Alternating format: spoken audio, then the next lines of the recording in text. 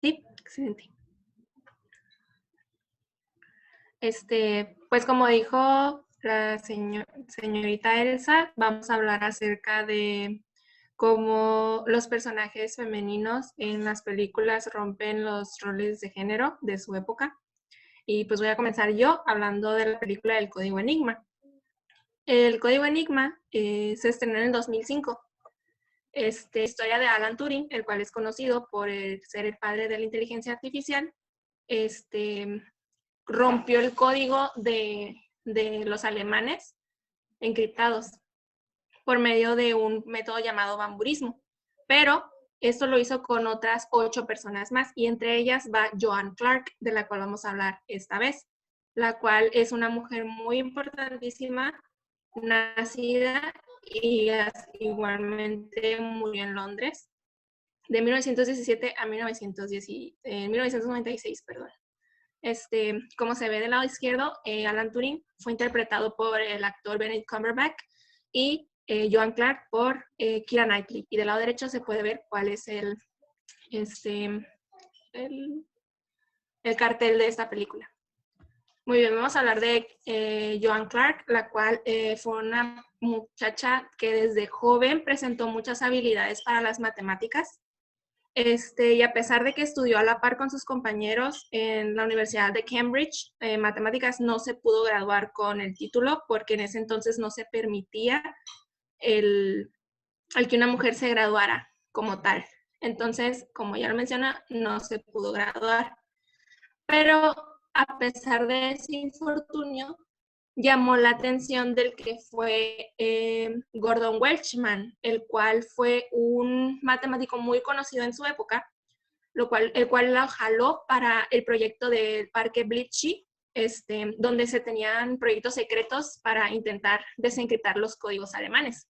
Entonces, Joan Clark entró como una secretaria que hacía trabajos promedios y ella sola fue escalando su posición hasta ser lingüística, lo cual le costó mucho y ella considera que fue por el simple hecho de ser mujer. A pesar de que tenía esa misma posición que Alan Turing y todos los demás compañeros, no ganaba como sus compañeros, a pesar de ser la única mujer que sabía el método del bamburismo. Pasó mucho tiempo con Alan Turing, incluso se comprometieron en 1900. Este compromiso se rompió rápido. Ya después, como en el 54, se comprometió y se casó con Ronald Murray, y por eso siguió su vida siendo numismatista, lo cual quiere decir que se dedicó a la historia de las monedas y a coleccionarlas. Estas monedas del lado derecho, como se pueden observar, ella las donó al museo e incluso fue miembro del Imperio Británico. Y siguió siendo numismatista hasta el día de su muerte. También vamos a hablar de La Excavación, la cual es una película prácticamente reciente, sí, está en Netflix. Y esta película se basa en la historia de cómo Basil Brown y esta señora que está ahí, la cual es una viuda que tenía muchos terrenos y decidió excavar para ver qué sucedía, cómo ellos dos atraviesan muchos problemas para poder seguir con esas excavaciones, ya que se descubrió una de las excavaciones más importantes hasta ahora de Reino Unido, lo cual es encontrar una huella casi perfecta de un barco anglosajón en esta sección de Sutton Hoo, se llama. Pero en este caso vamos a analizar al personaje que en su época de estas excavaciones, que fue la Segunda Guerra Mundial, se llamaba Peggy Piggott. Ya después, más grande, se casó con otra persona y se llamó Margaret Guido, que está del lado izquierdo. En la película es interpretada por Lily James. Por si no la conocen, es la que hace la de La Cenicienta, creo. Sí, de hecho es. Y esta muchacha estudió en el Instituto Arqueológico de Londres. Y fue ahí donde se encontró con su compañero de estudio y su futuro esposo, Stuart Piggott. Por medio de su esposo pudo obtener muchos proyectos, pero eso no la dejó que tuviera proyectos aparte independientes por ella misma. y por medio de su esposo es que obtuvo esta excavación de Sutton Hoo. En la película te hacen entender que en realidad a ella solo le eligieron porque era delgada y pequeña, no por todo el historial que ella tenía de experiencia. Entre sus grandes hallazgos, pues excavó 6 colinas de las que fueron Sutton Hoo. Excavó para el primer ministro en la Segunda Guerra Mundial. Estableció una nueva cronología de asentamientos prehistóricos. Incluso fue miembro de la Sociedad de Antigüedades de Londres. Si Margaret Guido ya después hubiese podido tener una carrera al igual como el profesor Piggott, que fue su esposo, está clarísimo que con su investigación de campo tan amplia y sus más de 50 publicaciones fácilmente hubiese sido llamada profesora Piggott de igual manera. Pero pues los tiempos eran otros. Y por último, quiero hablar de la película Becoming Jane. Becoming Jane, una disculpa. Becoming Jane es del 2007, pero esta película es la biografía de Jane Austen. Es interpretada por Anne Hathaway y la película en sí se basa de cómo es que Jane Austen tuvo que dejar su amor verdadero, por así decirlo, para continuar su carrera como escritora, porque es muy conocido que en el siglo XVIII el mantenerse por sí sola pues era muy polémico, ¿no? El ser independiente y el no depender de un hombre pues era tener muy mala reputación y Jane Austen quería seguir ese camino. Pero lo que me gustaría hablar más aquí es de que mucha gente hoy en día a Jane Austen la ve como una persona que simplemente quería escapar de la realidad, que hizo historias muy clichés y que no pensaba como una persona promedio en su época. Pero aquí están los libros que Jane Austen escribió y los que más se destacan son Orgullo y Prejuicio, Sensatez y Sentimiento y Emma. Para poder leer estos libros, para poder disfrutar estos libros como se debe, tenemos que pensar como Jane Austen pensaba en su tiempo. No tenemos que pensar con nuestra perspectiva moderna, sino como si estuviéramos viviendo en aquel tiempo, en una sociedad en donde el hombre controlaba todo. Entonces Jane Austen, la cual era independiente, y ella misma tenía que ganar su dinero por medio de los libros, tenía que ser muy cuidadosa y muy perspicaz al momento de burlarse de la sociedad en sí. Entonces, dentro de esos libros, Jane Austen criticaba la base de la sociedad británica, el hecho de que los padres decidían la vida de sus hijos, con quién se casaban, con quién estaban, si se casaban de por sí o si no, todo lo decidían los papás o quien fuese que sea el guardián de la persona. También criticaba el rechazo de las iglesias hacia sus creyentes y el cómo la iglesia hacía rico al más rico, ¿no? Y también criticaba muchísimo el cómo la mujer era solo utilizada como un tipo de cambio y solo se esperaba de ella que tuvieran hijos y ya. Entonces, por medio de estas novelas, que varias hicieron películas, como es el caso de Orgullo y Prejuicio, como se ven las imágenes, y de Emma, que recientemente salió otra adaptación con esta artista muy popular hoy en día, podemos ver, si nos ponemos en esa mentalidad, cómo es que Jane Austen perspicazmente y sutilmente se burlaba de la sociedad de aquel entonces. Y eso sería todo por mi parte.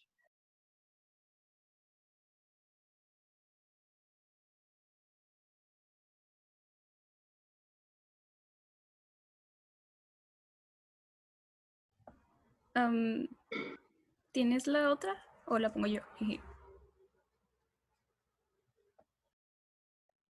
Ay, sí, la pongo yo.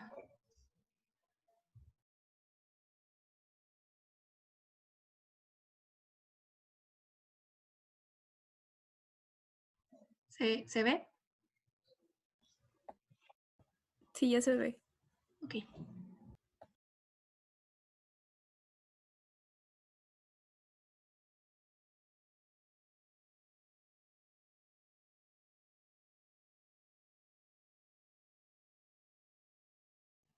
Hola, bueno, yo soy Ana Sofía Y ahora vamos a ver cómo influyeron e impactaron en la película de Toy Story 4, particularmente una de las mujeres que sale ahí, uno de los personajes que sale ahí. Este personaje, si la recuerdan, se llama Bo Peep, y en su participación en Toy Story 4 viene siendo como una continuación de todas las demás Toy Stories, pero antes se le llamaba Betty y tenía la que ahora es su capa volteada como un vestido. Era como un vestido de época que usaba porque ella era una lámpara. Era una lámpara con 3 ovejitas en el cuarto de la hermana menor de Andy, el personaje principal de Toy Story. Y pues su única función era estar ahí, ¿no? Como una lámpara, dando luz a Molly y estar como acompañándola en las noches cuando ella le tenía miedo. Entonces, desde la primera película de Toy Story se ve cómo ella, como Bo, se, se dedica a hacer sentir mejor a Molly y se empieza a dar cuenta de que entre mujeres se pueden empezar a hacer sentir mejor y empieza como a participar en estos juegos con los demás juguetes de Andy porque Andy la quería como una princesa que tenía que ser salvada por Woody, que es otro de los principales de Toy Story. Entonces, pero pues Bo en realidad esa era como su vida secundaria. Su vida principal era estar con Molly, cuidarla, hacerla feliz y darle luz. Y después, bueno, aquí tenemos a las ovejitas que la acompañan, que se llaman Billy, Goat y Gruff. Ellas son 3 niñas que la acompañan a donde va y la ayudan como a hacer todas las aventuras que hace, porque después de que Molly creció y ya no necesitó una lámpara para dormir, Bo, junto con Billy Goat y Gruff, fue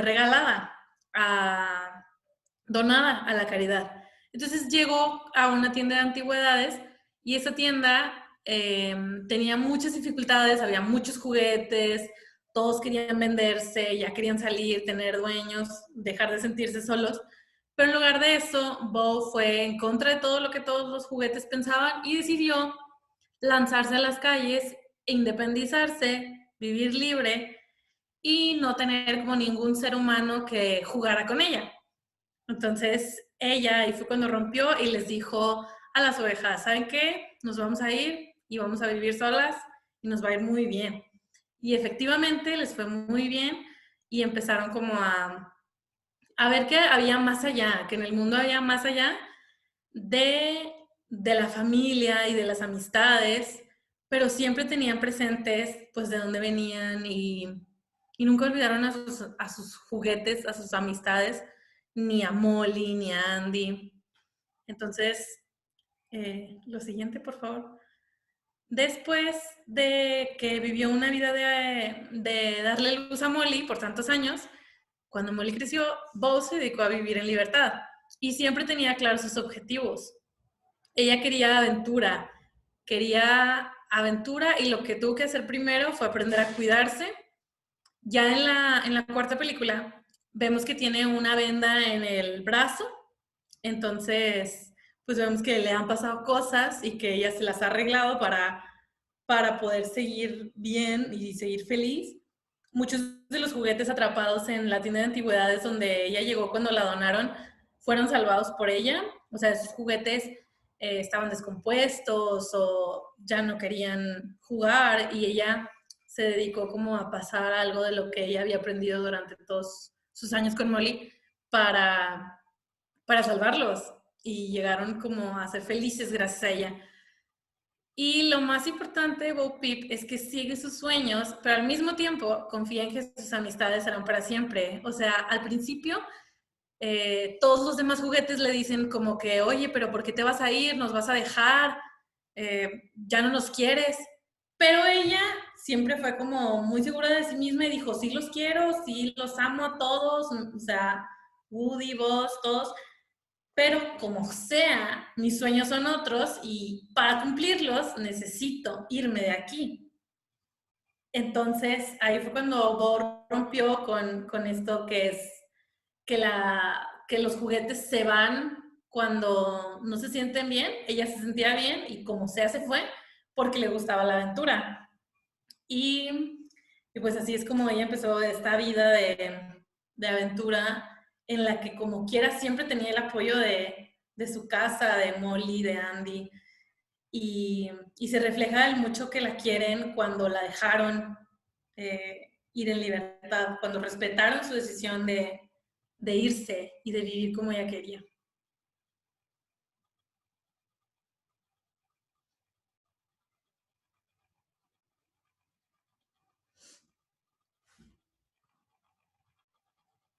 Muy bien.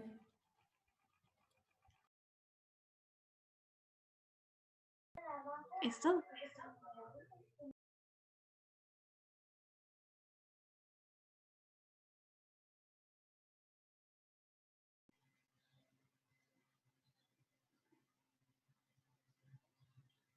Bueno, hola, yo soy Constanza Zúñiga Villarreal y yo les voy a hablar de otros personajes que desafiaron en pantalla, personajes mujeres. ¿Puedes poner la siguiente diapositiva?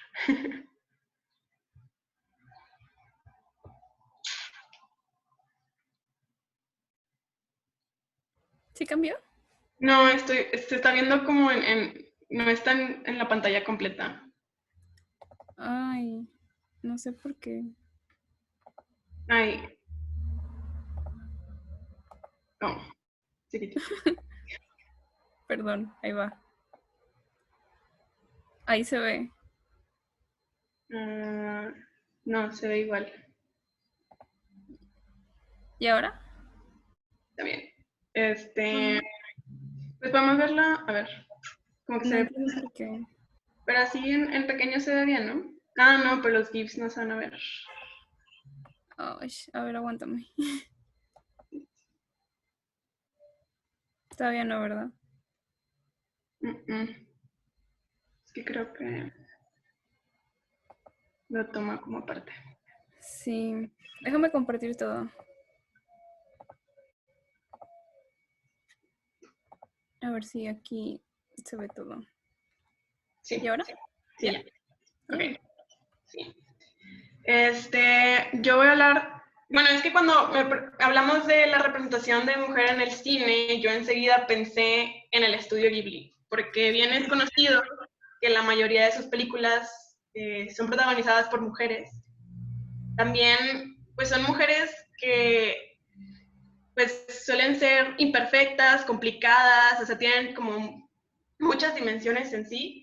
Y aunque las películas de Ghibli suelen girar alrededor de aspectos fantásticos, magia, espíritus, los problemas de los personajes suelen estar inspirados en problemas del mundo real. Y es por eso que no es tan complicado identificarse con cada uno de los personajes. Y aunque sea cualquier personaje que sea, aunque suele estar acompañado de personajes masculinos o otros femeninos, también su desarrollo como personaje es completamente independiente de los demás, ¿no? Entonces, aunque puede que le ayuden por el camino, tienen ellos sus propias aspiraciones y se están moviendo por lo que ellos quieren, ¿no? Entonces, ellas o ellos, pero principalmente suele ser ellas. Y entonces estos personajes están muy, muy bien como construidos y por eso enseguida pensé en Estudio Ghibli, pero no puedo hablar de todos los personajes, entonces, ¿entienden? Les voy a hablar de dos en específico que, digo, no es que las acabo de ver hace poco, pero también siento que son importantes porque desafían lo que significa ser una princesa. Yo como, pues, que crecí aquí en esta parte del mundo, que crecí viendo las princesas occidentales, de otro estudio grande de animación, o sea, yo creía que ser princesa tenía más que ver con casarse, por ejemplo, y vivir en un castillo,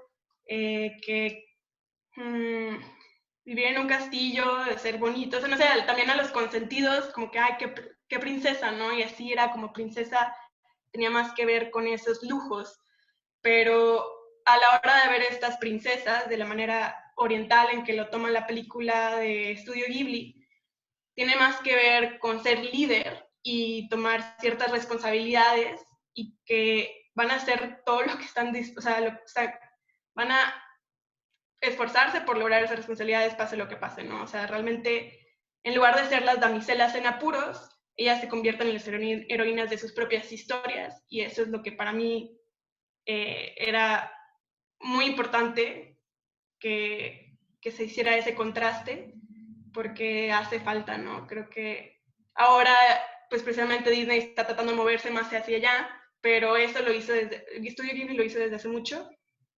Siguiente.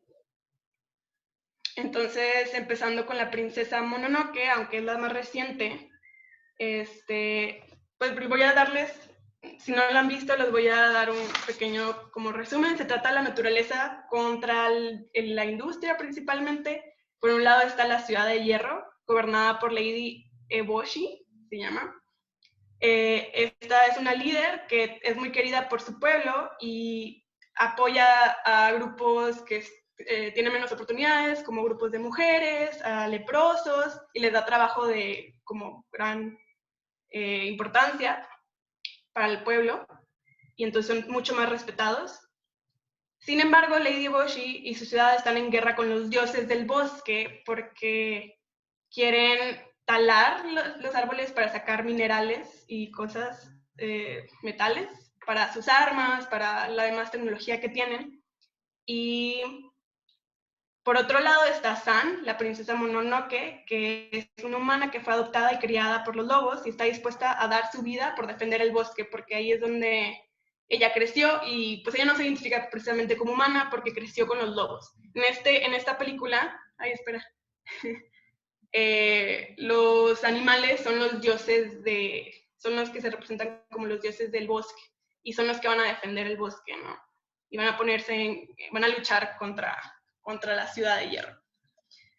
Estos son unos fotogramas pequeños de la película, pero en esta película entonces tenemos dos líderes mujeres que ninguna es completamente buena o mala, las dos tienen como sus errores, y, o sea, por ejemplo, la princesa Mononoke es bastante violenta y pues solamente ha crecido con lobos, ¿no? Entonces es su manera de ver el mundo, y no se identifica como humana, pero poco a poco va a ir aprendiendo a que ella también es humana. De hecho, la historia es contada por ninguna de los dos, es contada por un chico que se llama Ashitaka, que viene de otro pueblo completamente distinto, pero ayuda a ver a los dos personajes de una manera externa, ¿no? Y de hecho, eventualmente como que el chico se ve, como que le gusta la princesa Mononoke, pero la película no insiste demasiado en hacer pareja, lo cual también me agrada, porque ninguna de las dos mujeres tiene la aspiración de hacer pareja. O sea, cada una tiene sus propias metas en la vida que son mucho más grandes que ellas, ¿no? Después de todo son líderes. La princesa Mononoke ayuda, es como, le dicen princesa porque es la hija de la diosa de los lobos, esa es la idea.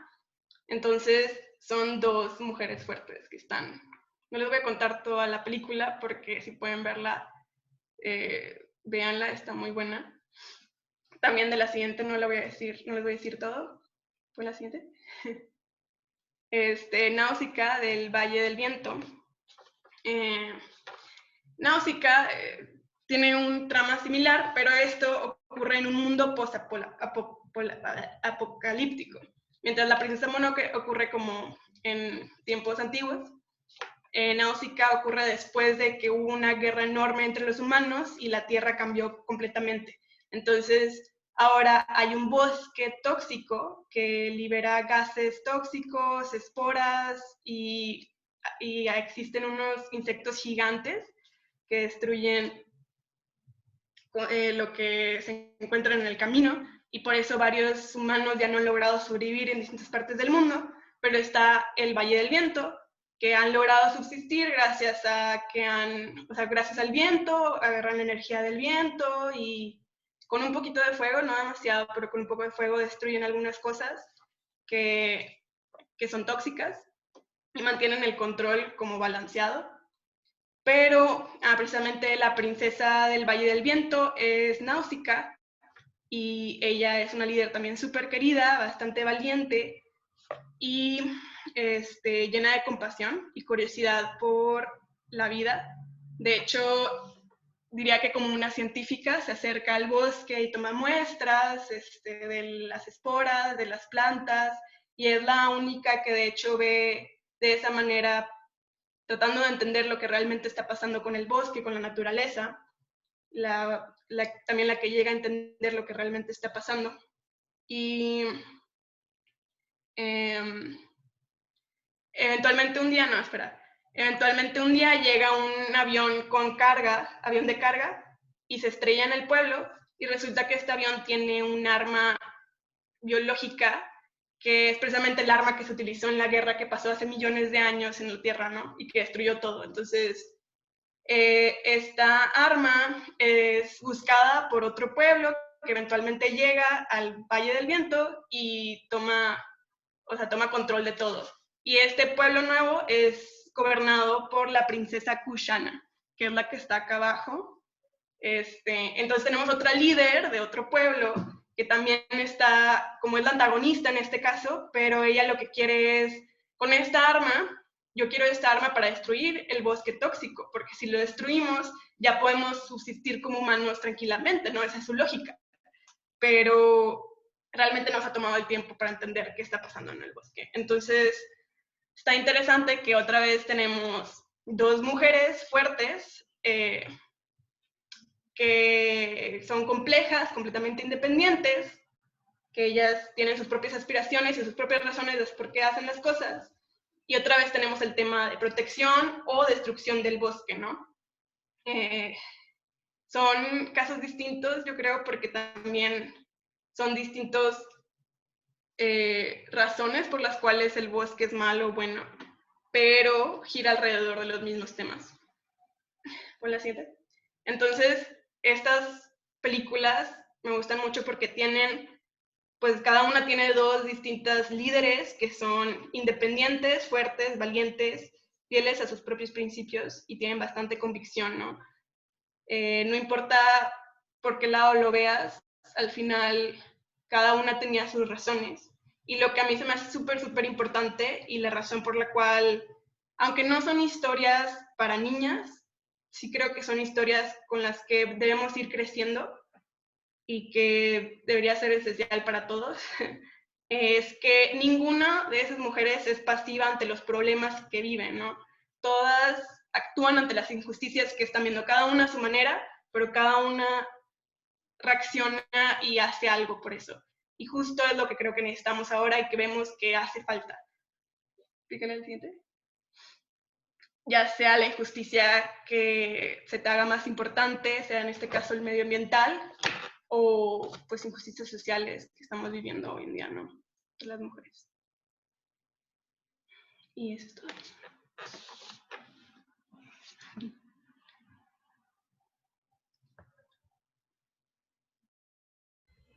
Hola, bueno, ahora yo les voy a hablar de dos películas. Una es Self-Made o Una mujer hecha a sí misma, es de Netflix.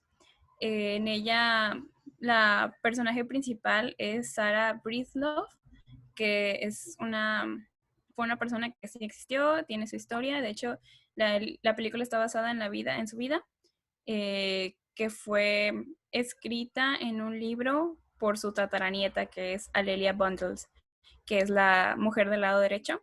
Entonces, el póster de la película es el del lado izquierdo, con esta actriz Octavia. Y en medio tenemos una foto de quien fue Sarah Breedlove, que después se cambiaría el nombre a Madame C.J. Walker. Bueno, antes de empezar por donde empieza la película, quiero darles un poquito de historia de quién es esta persona, porque yo creo que entendiendo el contexto social del personaje es como mejor entendemos sus decisiones y sus estrategias. Ella nació en los campos de algodón de padres esclavos, cuando antes los plantíos, las personas que los trabajaban eran esclavos negros.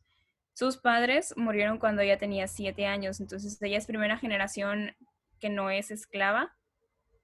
Sobrevivió trabajando en el mismo campo Entonces, ella ya aquí ya está construyendo un montón de traumas, sus papás fueron esclavos, tenía que trabajar a los 7 años para poder sobrevivir en ese mismo campo donde sus padres estuvieron en esclavitud. Y tenía una hermana mayor, la cual ya estaba casada para cuando ella tenía 14 años. Y como su cuñado, el esposo de su hermana mayor, abusaba de ella, decidió casarse para poder huir de esa violencia. Entonces aquí ya estamos viendo que sale de un tipo de esclavitud para entrar a otra. Entonces realmente todavía no podríamos decir que es completamente una mujer libre, pero podemos ver que por sus propios medios y por lo que tiene al alcance, trata de conseguir cierta libertad. Ahora vamos a empezar en la película. Todo esto pues es la historia de la personaje, ¿no? Lo que sí realmente vivió. Y en la película, aunque es muy apegada a la vida real de los personajes, como que ya tiene ahí algunas cosillas de fantasía para crecer la trama. Entonces en la película ella es una mujer que está trabajando, trabaja mucho para poder sobrevivir. O sea, es una mujer todavía apenas acaba de abolir la esclavitud, es una mujer negra, entonces ya hay un montón de prejuicios alrededor de ella. Y está trabajando limpiando casas, limpiando hoteles, y dado todo el estrés que ella vive, se le empieza a caer el cabello. Entonces esa es como la trama principal de la película, empieza a perder el cabello y no sé si estén muy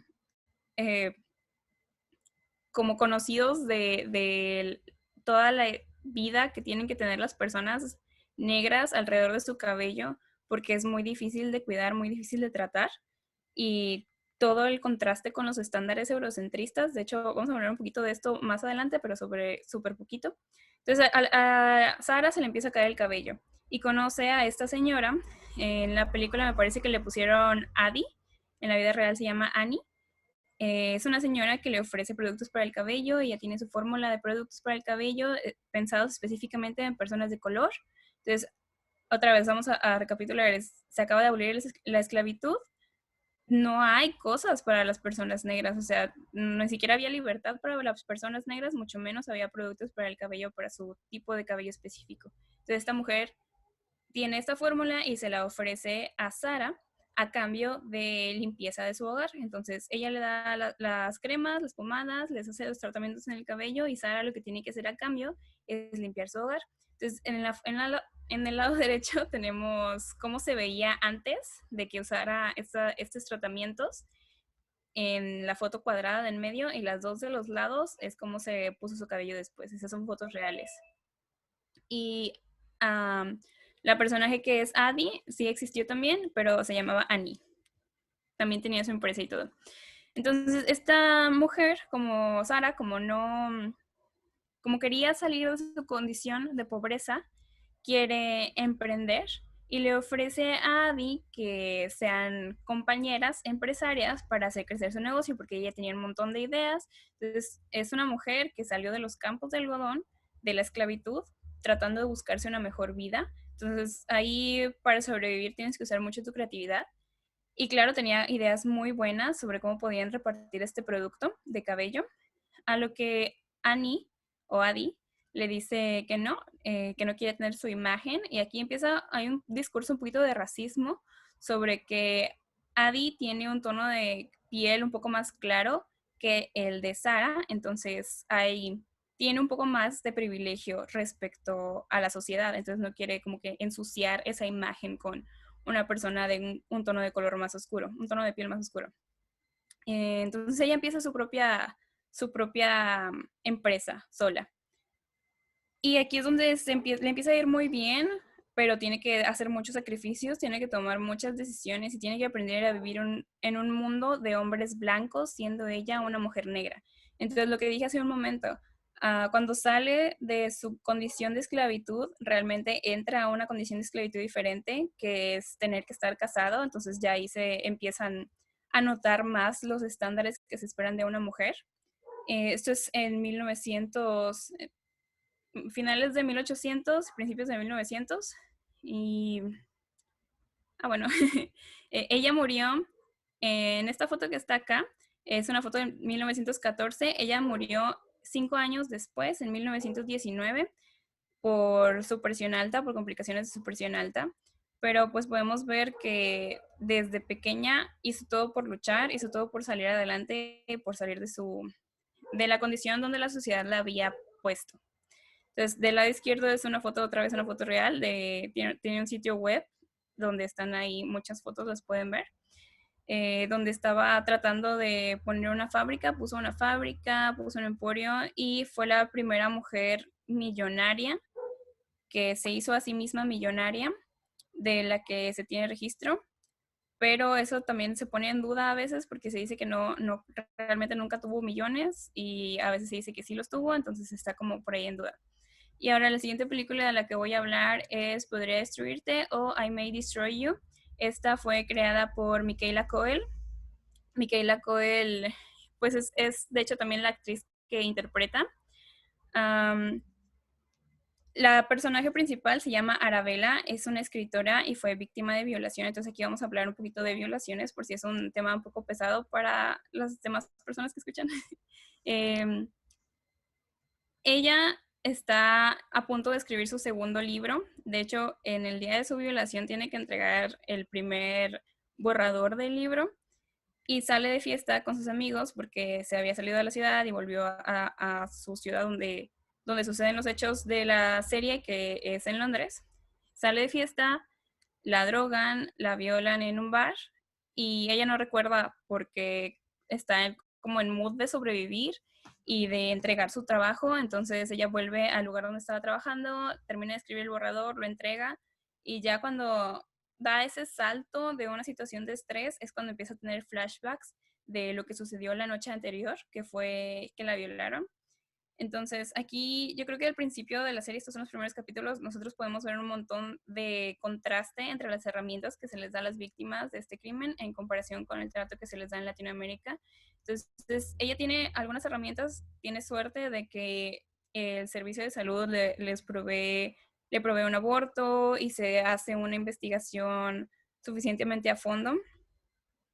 Y ella, pues aquí empieza lo bueno en la serie, ¿no? Que es cómo cambian sus relaciones en su vida, sus amigos, sus relaciones laborales a partir de este evento mayor, y un evento traumático. Y a mí una cosa que quiero destacar mucho, que me gustó mucho, fue el simbolismo que le da el cabello. Entonces, como dije antes, el cabello de las personas negras es muy difícil de tratar. Muchas veces se lo tienen que trenzar y el trenzado dura muchas horas en que les trencen todo el cabello y si lo quieren que se los relajen o no, si se los alisan o no. Entonces muchas veces muchas personas consideran raparse para evitarse el estrés, estar cuidándose el cabello y viven usando pelucas, que no es el caso de Arabella. Arabella tiene su cabello y se lo trenzan, pero se lo guarda y utiliza pelucas, que es más fácil. Entonces, aquí este orden de las fotografías no es el orden en el que presentan en la serie, pero sí es el orden cronológico. Del lado izquierdo, como tiene su cabello morado, al principio ella era una escritora muy buena, acababa de publicar un ebook, un libro electrónico, y pues tiene bastante fama. Luego, cuando sucedió el crimen, en la segunda imagen, donde tiene el pelo rosa, pues ella denuncia, tiene la fortuna de que sus amigos están muy cerca de ella, pero no todos. Puede ver muchas amistades que se van desvaneciendo y algunas amistades nuevas a raíz de esta experiencia que puede compartir.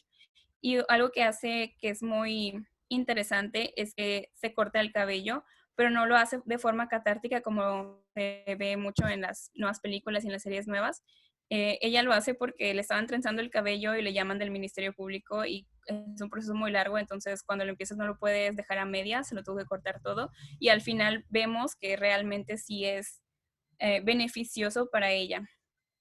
Y de hecho es algo de lo que la autora Michaela Coel habla mucho, que son actos de rebeldía contra los estándares de belleza eurocéntricos que te dicen que tienes que tener el cabello liso, el cabello bonito y que es parte de tu belleza como mujer. Y esta serie, lo que no he dicho todavía, es que es cuasi autobiográfica sobre cosas que realmente le sucedieron a Michaela Coel. Y es muy interesante poderlo notar porque esta es una persona que desafía y hasta ahora hemos hablado de muchas mujeres que vivieron en épocas anteriores. Esta es una mujer que está viva ahora, que está desafiando ahora y es de hecho, muy activa en redes sociales. En la segunda foto, esta es de la serie, en la segunda foto podemos ver que una forma de catarsis para ella fue estar compartiendo su vida en redes sociales. Entonces, siento que podemos notar muchas cosas en común nuestra generación con cómo lo plantea ella. Y al final de la serie, pues ella tiene que tomar un montón de decisiones en base a cómo se siente. Y yo creo que a las mujeres siempre nos señalan sobre las decisiones que tomamos, sobre qué decisión era mejor, sobre por qué tomamos las decisiones de la forma en la que tomamos. Y algo que nos enseña mucho esta serie es que no hay un camino correcto y no hay respuestas correctas.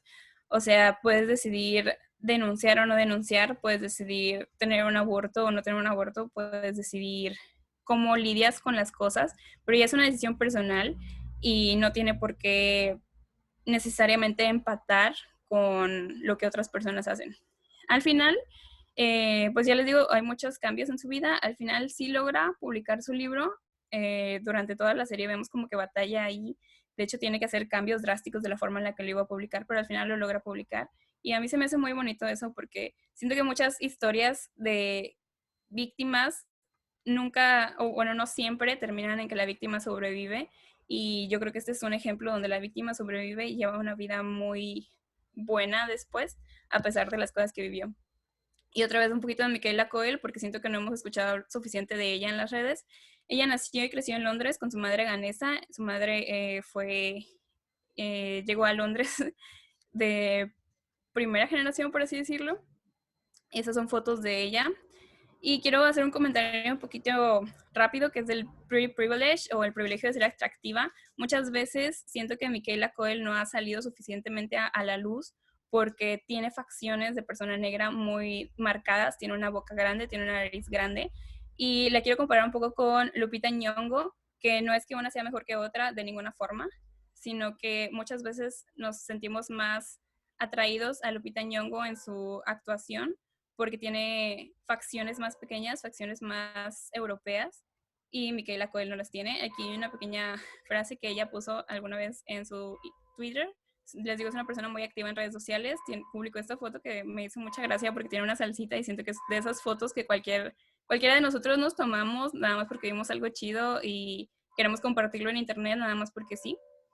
Y pues ella habla mucho de los esfuerzos que hace esta generación por no dejar de resistirse a los estándares sociales. Y ya súper breve voy a hablar un poquito del empoderamiento, muy rápido, que es, ¿quién decide qué es el empoderamiento? Siento que es una palabra que utilizamos mucho todo el tiempo y es una palabra que puede volverse peligrosa. Cuando pensamos en el empoderamiento o cuando se comenzó a utilizar, fue un término para cambiar la subordinación de las mujeres frente a los hombres, o sea, que las mujeres pudieran trabajar, que las mujeres pudieran tener propiedades. Con la popularización de la palabra se han perpetuado los estándares de género. Entonces, aquí yo creo que no voy a cerrar este tema, pero quiero crear una conversación interna en las personas que nos escuchen. ¿Qué realmente significa ser empoderada? Porque cuando pensamos en el empoderamiento, pensamos en mujeres ambiciosas, con ambiciones como estándar de ser empresaria, tener mi propio negocio o ser muy buena en una labor o estar a la par de los hombres, o también porque cuando pensamos en el empoderamiento tiene una carga muy sexual que yo lo he visto últimamente mucho en redes sociales, de que empodérate mujer, baila lo que quieras, lleva la ropa que quieras, y como también esto está ligado al placer masculino o al male gaze. De hecho, vamos a tener un conversatorio el miércoles, si lo quieren ver.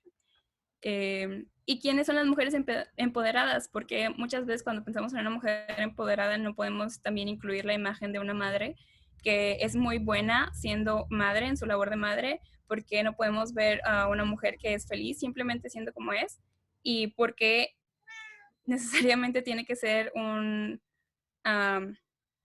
algo sobre el poder, porque necesariamente tiene que ser poder, y porque no puede incluir otros conceptos como liberación o el placer de simplemente ser una misma ser humana y no necesariamente tener que ser superheroína. Y eso es todo.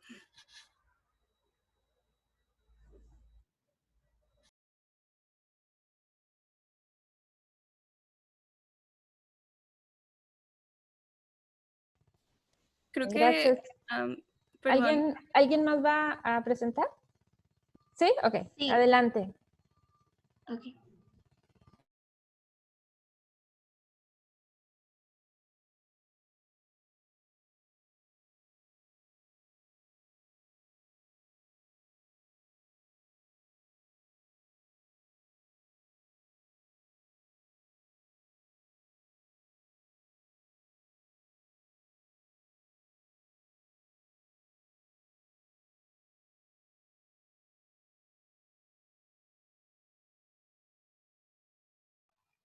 Bueno, ya por último, vamos a hablar de esta película del 2016 que se llama Talentos Ocultos.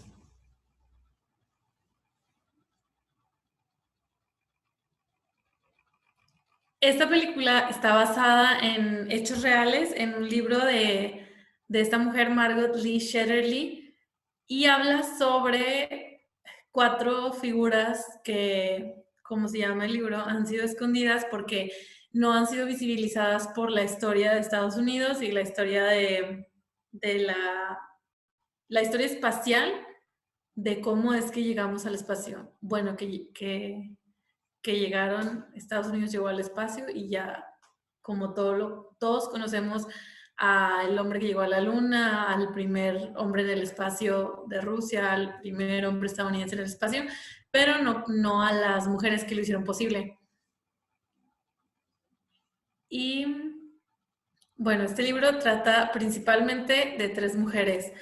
Katherine Johnson, que es una física, científica espacial y matemática, Dorothy Vaughan, computadora y matemática, y Mary Jackson, matemática e ingeniera aeroespacial. Katherine es una persona que desde el principio la muestra como una niña que siempre fue muy inteligente y fue rompiendo estándares desde niña. Desde niña demostraba que tenía un talento superior, no solo al de sus compañeros, sino al de escuelas completas, escuelas enteras. Entonces, eso fue lo que hizo que ella escalara para lograr tener un doctorado en la Universidad de West Virginia, que fue la única mujer seleccionada para obtener un doctorado. Después, a raíz de esto, empezó a trabajar como computadora en la NASA, hacía los cálculos matemáticos necesarios para las trayectorias espaciales y llegó a calcular la trayectoria parabólica del primer estadounidense que viajó al espacio y del Apolo 11, que fue el que llegó a la Luna. Participó en misiones a Marte hasta su jubilación y ha recibido premios como la Medalla Presidencial de la Libertad de Estados Unidos, que es la máxima de Estados Unidos, y Matemática del Año. Katherine, desde el principio la muestran en la película como alguien muy alegre y que a pesar de ser como tan inteligente, era muy humilde y mucho de ello se relaciona con que tal vez no le daban el valor que merecía donde ella trabajaba. Sin embargo, podemos darle la siguiente. Sin embargo, ella estaba a cargo al principio de Dorothy, que es la segunda mujer que presentamos en esta película. Dorothy era la líder de un grupo de aproximadamente 30 mujeres ahí en la NASA. Entonces ella fue quien dirigía a Katherine y a otras más mujeres y les daba como el trato que se merecían dentro de lo que podía hacer. Ella dirigió todo ese equipo de trabajo durante muchos años y fue la voz de muchas mujeres para obtener pagos y trabajos dignos. Ella fue la voz de bastantes mujeres negras, blancas, que no estaban recibiendo lo que se merecían. Y aunque en la película no sale esto, en la película ella es presentada como alcanzando un rol de supervisora que siempre se le era negado por el hecho de que no había protocolo para que una mujer fuera supervisora. En la vida real también así fue, pero ella logró convertirse en supervisora junto con Katherine cuando logró convertirse en parte del comité de los cálculos espaciales. Se especializó en el lenguaje de programación Fortran cuando muy poca gente sabía de él en la NASA. Entonces en la película hay unas escenas muy increíbles donde compran una computadora para hacer cálculos más rápido y Dorothy es la única que la puede encender y hacer correr y es gracias a quien se puede hacer a partir de ahí todo lo demás en esa computadora. Porque ella se dedica a estudiar e incluso para obtener ese libro tuvo que ir a otra sección de la biblioteca donde no se le permitía estar. Entonces ya ella dio voz a todas esas mujeres que trabajaban con ella para que trabajaran en la computadora y aparte de ser la líder que ahí en la NASA no se acostumbraba a que las mujeres fueran líderes, especialmente porque los hombres, como se muestra en la película, se veían muy afectados cuando una mujer los superaba o tenía un puesto mayor al de ellos. Incluso si el pago era menor, los hombres se intimidaban demasiado con las mujeres trabajando ahí porque pues siempre habían estado acostumbrados a que eran puros hombres, a estar entre ellos, a comer entre ellos y ya, pues nada más ver mujeres en lo doméstico cuando llegaban a su casa. Entonces ver mujeres en el trabajo para ellos en la película se ve que era bastante, bastante retador. Pero a Dorothy y a Catherine y a Mary, pues ese no era su problema. Entonces ellas siguieron avanzando en lo que sabían con sus conocimientos. Después tenemos a Mary. Mary era matemática ingeniera e ingeniera aeroespacial, estudiaba la aerodinámica de aviones y naves. O sea, hace cuenta que ella tenía una capacidad muy grande para saber qué era lo que le estaba pasando a las naves cuando subían mucho de temperatura y superaban sus capacidades, cuando explotaban. Mary luchaba por ser una ingeniera en la NASA, pero no la dejaban entrar a una escuela de su pueblo porque era una escuela segregada racialmente. Entonces ella luchó, fue al juzgado, estuvo como muy persistente en eso y lo consiguió ir a clases en la noche, sentada hasta atrás y en las clases bien tarde. Entonces a pesar de todo eso, ella dijo, bueno, voy a estudiar para lograr ser ingeniera y lo consiguió. Entonces fue la primera ingeniera de color en la NASA. Y bueno, las tres fueron contemporáneas y las tres de ellas nunca se rindieron y siempre utilizaron los retos que se les presentaban como una conciencia de estar siendo parte de la historia. O sea, ellas sabían, voy a ser la primera, y ellas decían, ok, hasta ahorita no ha habido esto que yo estoy haciendo aquí, sin embargo voy a hacerlo muy bien porque voy a ser la primera y a partir de mí vienen muchas. Entonces ellas se nota en la película que sabían que estaban abriendo camino para muchísimas científicas como nosotras y como las que se vienen. Y sobre todo que se apoyan entre ellas, que cada una se alegraba del éxito de la otra. Y bueno, la siguiente, por favor. Las tres desafiaron las situaciones que las rodeaban, siguieron a pesar de las injusticias y ataques, y se juntaron y fueron creciendo juntas. Y también tuvieron una vida personal que se muestra en la película como una parte secundaria de ellas, que tenían pareja, eran mamás.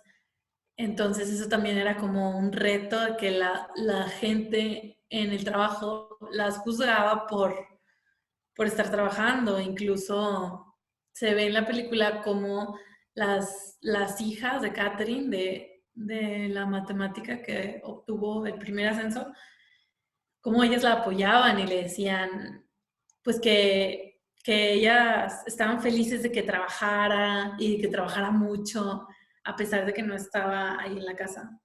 Entonces también se ve cómo ellas lograron, aparte de desafiar situaciones, también enseñarles a sus hijas cómo hacerlo, nada más con el ejemplo.